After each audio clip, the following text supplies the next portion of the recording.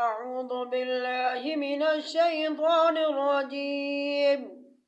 بسم الله الرحمن الرحيم.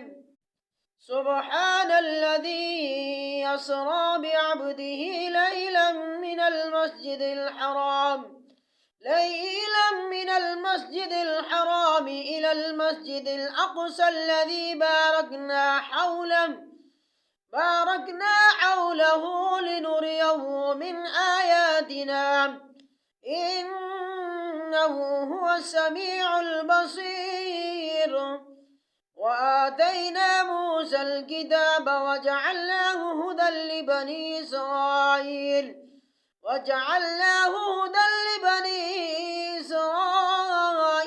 ألا تتخذوا من دوني وكيلا ذرية من حملنا مع نوح إنه كان عبدا شكورا.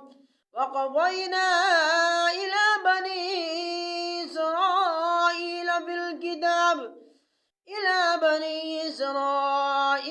الكتاب لتفسدن في الأرض مرتين ولتعلن علوا كبيرا. فإذا جاء وعد أولاهما بعثنا عليكم عبادا لنا أولي بأس شديد فجاسوا خلال الديار وكان بعدا مفعولا. ثم رددنا لكم الكرة عليهم أمددناكم بأموال وبنين وجعلناكم أكثر نفيرا.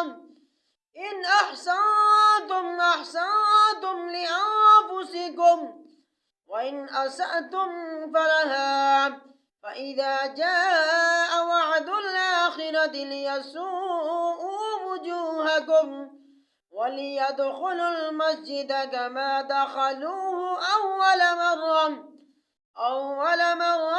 وليتبروا ما علوا تتبيرا. عسى ربكم أن يرحمكم وإن عدتم عدنا وجعلنا جهنم للكافرين حصيرا. إن هذا القرآن يهدي للتي هي أقوم ويبشر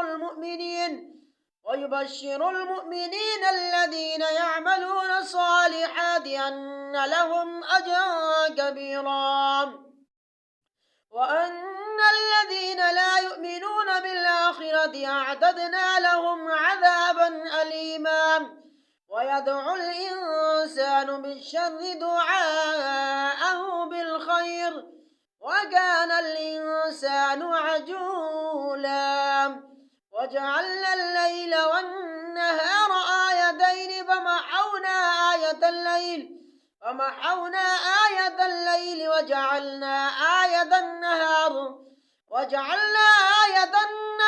مبصرة لتبتغوا فضلا من ربكم ولتعلموا عدد السنين والحساب وكل شيء فصلناه تفصيلا.